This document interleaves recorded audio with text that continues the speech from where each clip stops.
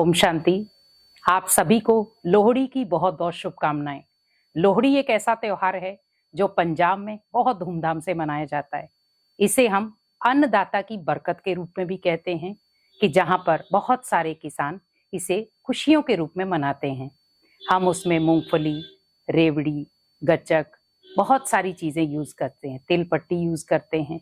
लेकिन वो अगर देखा जाए तो सारी चीजें मीठी हैं, क्योंकि आज कहीं ना कहीं हमें आपसी जो मतभेद है उसे मिटाना है, और मिटाने के लिए हमें उसमें घोलनी है मिठास। तो ये जो फेस्टिवल हमारे जीवन में आते हैं सिर्फ हमें मिठास देते हैं, आपसी भाईचारा देते हैं। क्योंकि जब हम कोई भी फेस्टिवल मनाते हैं, चलो आज हम लोहड़ी मना रहे हैं, सारा परिवार इकट्ठा होगा, आसपास के लोग इकट्ठे होंगे, पूरा मोहल्ला इकट्ठा होगा।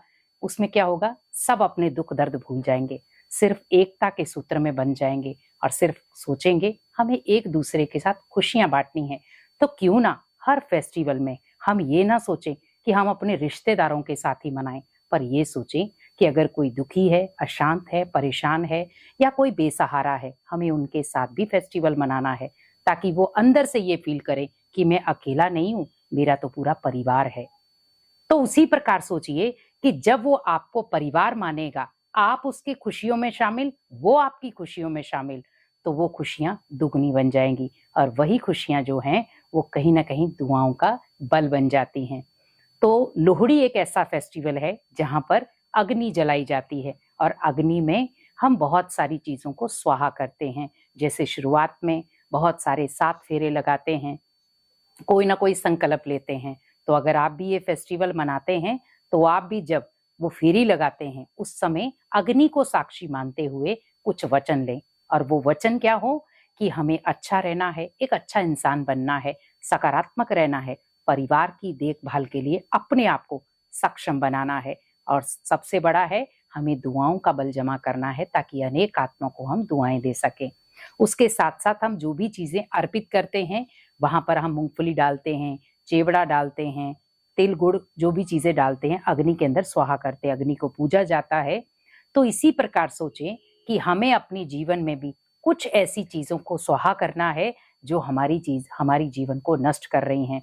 जो जैसे हम बहुत सारी गलत चीजें खाते हैं, संस्कार गलत हैं, बोल गलत हैं, नेचर गलत है, उन सबको उस दिन स्वाहा कर दें, तो ही आप सच्ची लोहड़ी मना पाएंगे।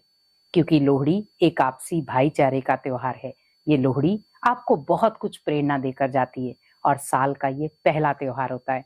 तो क्यों ना इस त्योहार को खुशी से मनाया जाए, क्योंकि ये अन्नदाता का त्योहार है। तो अन्नदाता का त्योहार मीन्स हम सबका त्योहार। क्योंकि मकर संक्रांति भी उसी के बाद आती है। बहुत सारे लोग बहन बेटियों को अपने घरों में बुलाते हैं, उनको भोजन खिलाते हैं। लेकिन आप सोचिए कि बहन बेटियां तो आएंगी, क्या हमने भगवान को कभी निमंत्रण दिया है? हमें भगवान को भी अपने घर में निमंत्रण देना है, ताकि हमारे घर में सुख समृद्धि बनी रहे, सुख शांति बने रहे।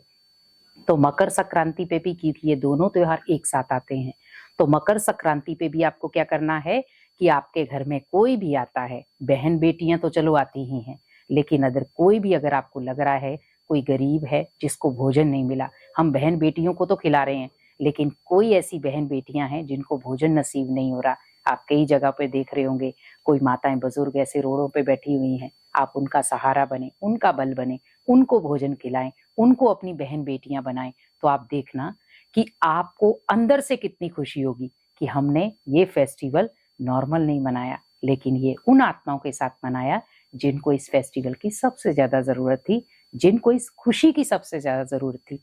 तो साल का ये पहला त्योहार शुरू हो रहा है, तो क्यों ना इसे दान पुण्य और दुआओं से कनेक्ट किया जाए।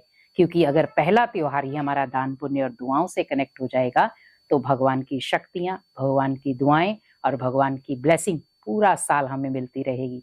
तो आप सभी को लोहड़ी की और मकर संक्रांति की ढेर सारी शुभकामनाएं। ओम शांति।